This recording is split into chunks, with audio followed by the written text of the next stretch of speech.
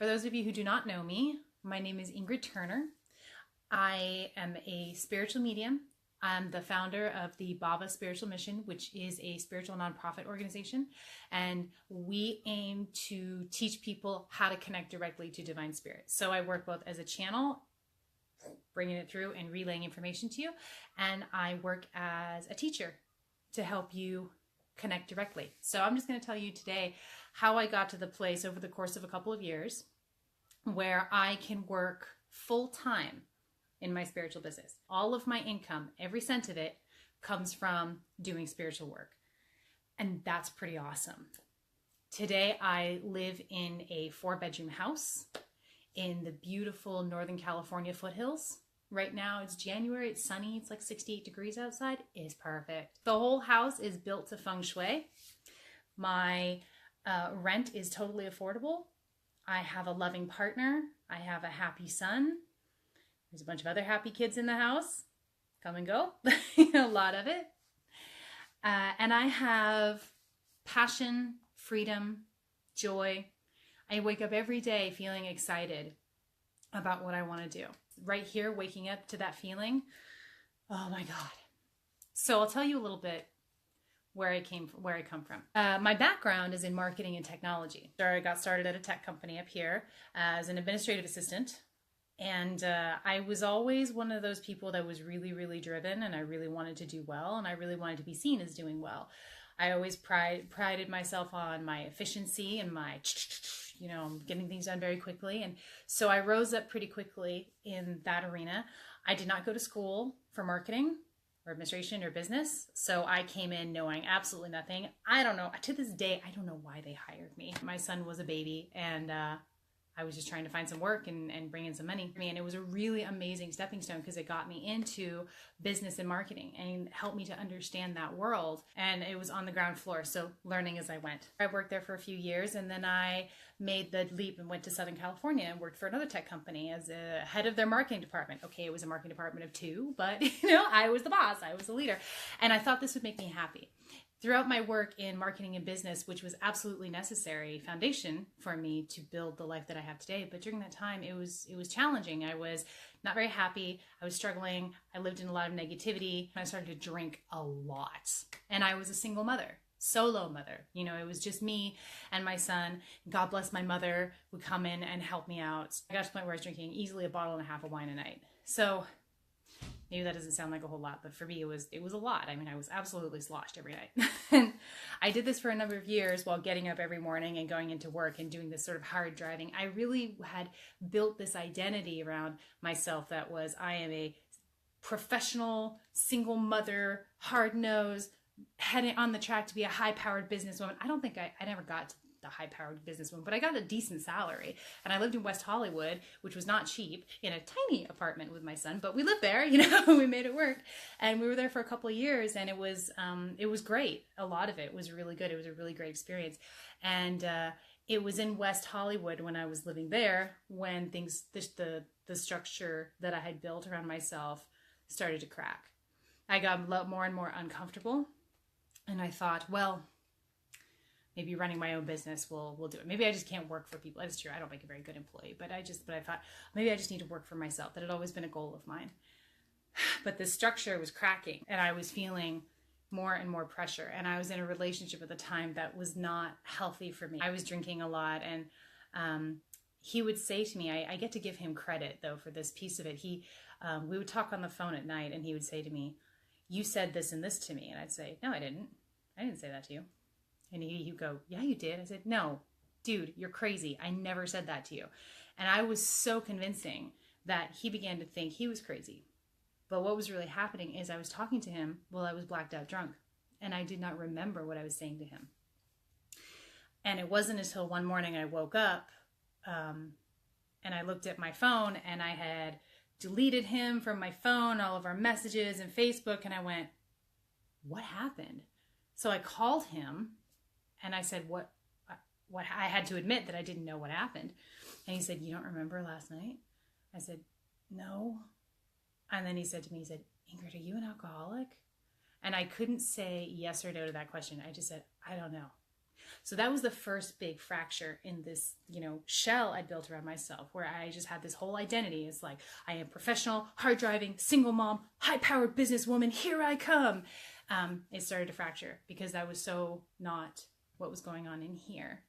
It was what was going on out here, what I was trying to create for myself and for the world, because it's what I thought was acceptable and what I thought would make me happy. And it wasn't. It was causing a whole lot of constriction on the inside. So I ended up walking into an AA meeting shortly after that, because I could not drink. And I didn't think I was going to have physical response to quitting drinking, but I did. My body started to react and respond and have withdrawals, and that freaked me out. So I went to a meeting, and at this time it was summertime, and my son was on school vacation. So he happened to be with my mom for a few weeks up in Northern California, which gave me the opportunity to sort this stuff out before he got back home. So I went to an AA meeting. I didn't even know what I was going to. I just looked it up on the internet. I was so out of my mind. I looked it up on the internet, and I drove and I walked in, and it happened to be a beginner's AA meeting. So someone like me who didn't know what the hell, could walk in and feel like, okay, this is, we're taking you through this. And there were a whole lot of people in there, and they were sitting around this big table, or like a whole bunch of tables in a circle. And they would pick a topic and have people go around and share on that topic. And the topic was, what happened? What happened that broke these people, where these people had got to the bottom of where they couldn't handle anymore. They call it hitting rock bottom. And it was absolutely perfect, because that was what had happened to me.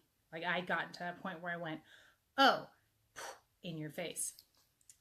So it was really kind of a magical experience and very synchronistic for me to walk in and have it be that beginner's meeting and with that topic. So I went around and I listened, and I didn't share because I was in a place, I was so raw and open. I was like, nobody talk to me. Because that it's like when you're about to cry and somebody comes and tries to console you, you're just like, great, now you just open the floodgates, thanks very much. And I was not in a good, vulnerable place at that point. So I went around and I met the woman there who was going to be my sponsor. She was fantastic, the most high energy, happy person I've ever met. Totally what I needed in my life at that point, because I was Miss Negative Nancy, always the worst case scenario, always why it wasn't going to work. That was me. That was how I lived my life. Miserable. So that was the first crack. That was the first break. I went to AA for about a year and really kind of got my spiritual bearings back. I'd always felt like a spiritual being, but I'd really disconnected from it and lost touch with it. So I got my spiritual bearings back and got my spiritual foundation. And then after about a year, I started to get this kind of niggle down here. It's like, I had, in that year, I actually quit my job because it was making me unhappy. It was not working for me. And I went on to start a marketing agency. That was pretty cool. That was like even kind of like still trying to patch up that crack, of the cracking of the identity that had happened when I'd lost control of the alcohol. Like, okay, well, we'll just make it bigger. That's what we'll do. We'll make it bigger and then it'll be okay. Really, I was struggling with it. It was like, I had a lot of connections in the industry, so I would reach out and somebody would be really excited to work with me and work with my team, and then like the bottom would fall out. I kept losing money or having people sort of like be really shady and like wiggle out of payment, and it was like every step of the way the bottom kept falling out. And I had quite a bit of savings. Again, another synchronistic, like, how did I end up with that much money in the bank account? But I did, and so I used it to start this marketing agency. And as I moved forward, I had this niggle going on inside me. I had this marketing agency I started that stopped feeling good pretty quickly. It stopped feeding me very quickly. It wasn't what I wanted to do. And I had a friend who I'd met there. Her name is Lisa Greenfield. She was such a mentor for me as I was dancing around the edges of this work. She was already well into her spiritual business and her spiritual entrepreneurship. She had been bugging me to go to this event with her, this spiritual event. And I kept saying, nah, because you know how it is. It's like, yeah, come to this event with me. Okay, yeah, sure, it'll happen. And then you get busy and it doesn't happen. And then one summer, it was the next summer actually, after I stopped drinking and went to those AA meetings, the next summer she said, oh, there's this event happening, come with me. And I said, oh, okay, yeah, I'll do that. And she goes, woohoo! She was so excited, and I was like, great, I was so excited. And I went to this event, and it was a shaman-led sort of journeying event. And I got there, felt like there were like 40 people there. I don't know if there were that many, but I was kind of prepared to be a little bit disconnected and disappointed, because there was the Peruvian facilitator, the shaman there, and I was prepared for the guru shtick. Like, nah, you're not going to be my guru, right? I was not interested in guru. But I saw him and I was so impressed. He was humble and authentic and real and just stood there. And I watched him go around the circle, massive amount of people. I swear there were like 40 people there. I don't know if there were that many, but sure felt like it. And every single person he went around and he talked to, he remembered if he'd worked with them before. And if he didn't, he asked them questions like, tell me about yourself. Are you, he would ask them sort of questions. And he got to me and he looked at me and he said, "Why are you so afraid?" And what was the most awful part about this? I burst into tears in front of like this whole crowd of strangers. It was terrible. Oh my God. it was so bad. So I burst into tears, and then I kind of had my experience and we went through it, and my friend Lisa was there, connecting and guiding me, and just I just had a lot of rawness and raw emotions coming up, because that it was just cracked, it wasn't all the way gone. And when it got cracked, things started to creep out, but it wasn't all the way there. So, fast forward about 6 months, I went to another one of these events, and my friend Lisa was going to be there with me, but she had something come up, so she wasn't able to be there. And I went to this event, and I was really ready for something. I got to the point where I was running out of my savings. I wasn't bringing in money.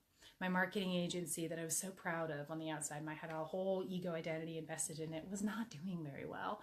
And I needed something. I needed to break. I needed to break open. And I was finally at the point where I was willing to let go enough to break open. So I went to this event, and she wasn't there, so I didn't know anybody there. And I was sitting there feeling really uncomfortable, and there were a whole bunch of people there. And this adorable little woman saddles up to me. She goes, "Hi, would you like some energy work?" I went, "Okay." So I laid down in front of her, and she put her hands on me, her right hand on my abdomen, her left on my heart, and she just started feeding me energy. And it was like tectonic plates shifted inside me. It was like something cracked open big. And boy, I felt it. And I was like, "What is that?" And she goes, "Oh, I don't know, it just happened." She was just totally chill and calm the whole time. I didn't even know this woman's name. She didn't know my name. And she's sitting there with her hands on me, and she goes, "Oh, your dad's here."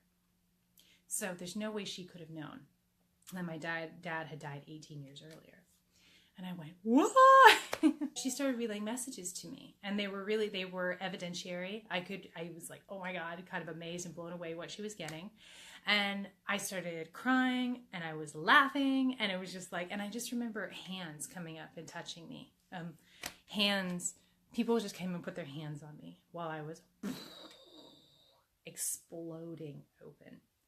It was the most intense, insane, and wonderful experience I've ever had in my life. I'm saying to her, like, "Tell him this and tell him that," because I don't know, I don't know anything about mediumship or channeling. And she gets this blank look on her face. She goes, "Nope, he won't talk to me anymore. He wants to talk to you." And what I said to her was, "I can't do that." And what I felt was the spirit, the essence, the spiritual essence of my father come into my crown chakra, fill my head completely. And he was completely one with me. And he's the one that came in and busted me open. And that was it. That was the end of life as I knew it. I spent the rest of that night in this sort of frenzied, ecstatic state, connecting and communicating and feeling and reconnecting.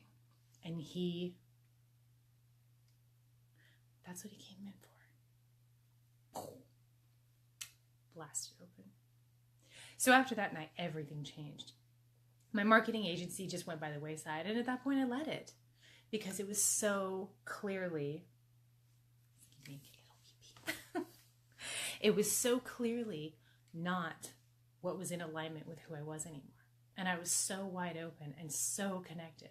I'm very ungrounded and very, whoa, don't know what to do with this. But my heart was wide open and my crown was wide open. A month or two later, I think it was 2 months later, I ended up packing up me and my son's house in Los Angeles, hiking it back up, put it back up to Northern California, where I had family and friends. And we spent the next 6 months, 8 months, living literally out in the middle of nowhere, which was exactly what was needed. Because Ingrid, all like, whoa, blasted out, needed to ground. I needed to ground. And the whole time Spirit was trying to get me to ground. And I was so blessed to have such support in my life. I had people showing up in my life to grab my ankles as I was floating away and bring me back down to earth. Because boom, I was open. I had seen. And that wasn't going anywhere. So during this time, we called it the farm. It was my dear friend. He had some property literally out in the middle of nowhere. I mean, like an hour from anywhere. And we plopped there and I was able to rest. And again, I somehow ended up with like money in my account. Like as soon as we moved, I got something worked out with my taxes where I got a big old refund. And I was like, cool. Okay. So I was able to just live and rest and not worry about money. And this was such intense divine intervention because I've always worried about money. I've always had to work my butt off for money. You know, I've never just had it fall in my lap like that. And 2 instances in a year, it fell into my lap to give me the opportunity to make the move that I need to make. So anyway, here at the farm, I'm grounding slowly. I'm opening up. I'm exploring my senses. I'm trying to figure out what all this is and what all this means. And I can't work. I can't do marketing work. I can't do tech work. Like I can't do it. I can't. And I was laying in bed one morning, waking up, and I looked up and I felt this in my whole body. At some point, something came in and said, some decision, a whole body decision came. And it said, I must integrate my spirit and my work, my spirituality and my work. It must all come together. I cannot have 2 avenues. I can't work doing something different over here and have my spirit over here. It all has to come together. And when I made that commitment, that's what set me on the path to where I am now, which is full-time spiritual entrepreneur. Everything, it comes from my spiritual work. God bless. So from the farm, there was still a lot of upheaval while everything was kind of getting put into place. And while I was still grounding, it took me a long time to ground and come back down to earth. We ended up, my son and I stayed with my mother, poor woman, in her 1-bedroom house. And I had my own ego stuff around, like shame stuff around, like I can't believe I'm in my 30s with my kid and moving in with my mom. Oh my.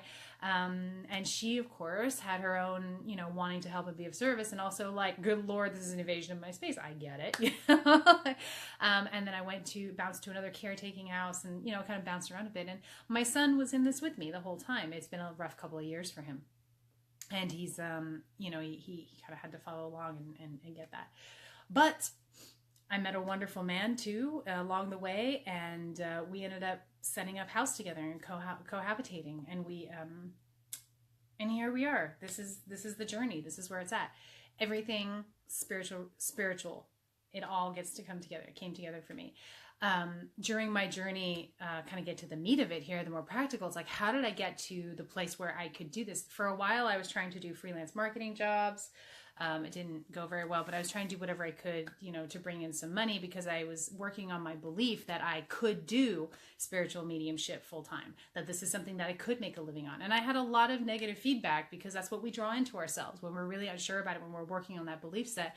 We draw in mirrors about what we believe. So I had to work through that. And the other thing that was really interesting that I didn't know I was going to have such a problem with until I got there was letting go of that ego identity of the businesswoman, single mom, professional. I had a lot of people I was connected with. I'm thinking particularly like on Facebook, where I didn't come out for a while because I felt like I was going to be attacked or thought less of. And, I was worried about what people would think about me, because I had constructed this thick ego identity over so many years with so many people. So that was the first hurdle to get through. And the next hurdle, I'm fortunate to have a marketing background and understand business. And so I just tried to put those skills to use. And guess what? Those marketing, technology, business to business skills didn't exactly translate to what I was doing. So I had to try new things. And I remember I would do a Facebook post, or I would post a blog, letting it out, saying, putting something out there, and have this awful vulnerability hangover for like a day, where I'd just be like, oh my God, what is that what are people gonna think, and what are they gonna say? I mean, we all, most of us care what people think. We're not supposed to, but it's something that as you navigate more with your authenticity and sort of click into place with that lessens and that goes away. But I certainly wasn't there yet. So that was one of the big challenges that I met up with. I spent a lot of time, just in a very practical sense, I spent a lot of time on Facebook. I was building community. I was building connections. My work has continued to evolve and expand. So when I started out, I was, teaching tarot card classes at a local shop. I had been doing off and on, readings at stores, trying to bring in some income. None of these things really brought in a lot for me. It wasn't until I started doing more of what I really wanted to do that I started making more consistent and higher income. So what I wanted to do was mediumship, because whenever I had that experience of mediumship, it was like, whoa, that's amazing. But I had a bit of a block with it because I wanted it so bad that it was like, I didn't have self-belief in myself. So mindset became a really important part of what I do. My mornings, just give you an idea of my day now, I get up and first of all, I got to get up really early. I got to take my kiddo to school, but I always get up a half hour before him so that I can have that peace and quiet during the day. And depending on the day, what I like to do is sit, with my tea and breathe and meditate and just get into a bit of a sacred space. And then I get him up, haul him out to the car, you pour him in and drive him up to school. And then a lot of times I will come back home and I'll finish my sadhana. I'll finish my spiritual practice, my sacred time, which looks like a little bit of yoga, a lot of meditating. I write a gratitude list every single day. And I get into space where I get into meditation and I ground and I use law of attraction principles. And I feel what I need to feel. I don't worry so much about the visualization of it because I know that what's important is feeling the feeling, and the universe will provide. Things don't have to look exactly like I think they ought to look. The universe provides that. So I really harp on that, not harp on it, but that's really important when I work with people is get your sacred space, get your sacred time. You have to give that to yourself because you have to take care of yourself, especially as a spiritual entrepreneur. You're giving and giving and giving because you are being of service to the divine and of service to others. You must be of service to yourself as well. And you must make that the number one priority. And that's really challenging for a lot of people, especially who really want to be in service. That's really hard to do. A lot of people have been taught that they're selfish if they're taking time for themselves, or that's not, that's for some reason not okay. But that is so important. The other thing I do is I have finally learned, it took me a while to get this, so I'm going to share this with you. I segment my week to work on what I want to work on. So I do readings. That's a huge portion of my income is doing one-on-one readings for people. I now dedicate a whole day to getting in touch with spirit and doing readings for you because it's not viable to jump from, head strategy space or tech space to, okay, we're in reading space. Okay, now we're jumping back. So I dedicate one day to spirit and I don't work on anything else except boom, spirit connection and you and me and bringing through the divine. I dedicate a day a week for my videos, a day a week for my writing, where I just write. I write books, posts, blogs, what have you. And I dedicate a day a week to my nonprofit organization. It's actually structured as a church, because there are some practical reasons for that. That was a directive that I got from Divine Spirit, from my guide, that was very clear, and I followed it, and this magical energy has surrounded my work and my life. When Spirit comes and tells you very specifically what to do, please pay attention, even if it seems insane. The first time my guide came to me and said, you need to start a church. I said, absolutely not. I'm not starting a church. I was raised a good pagan girl. We didn't go to church. Jesus was almost taboo in our household. In church, that whole notion was like, oh, hell no.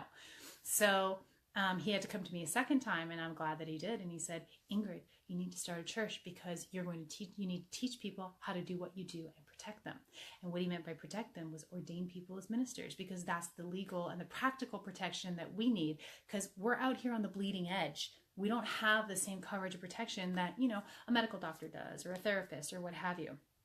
So that was a directive. And so that's what I've done. And we're starting to do more with that. I have some help I have people helping me, and we're creating a ministry to take people through, sort of the process that I went through, kind of doing this.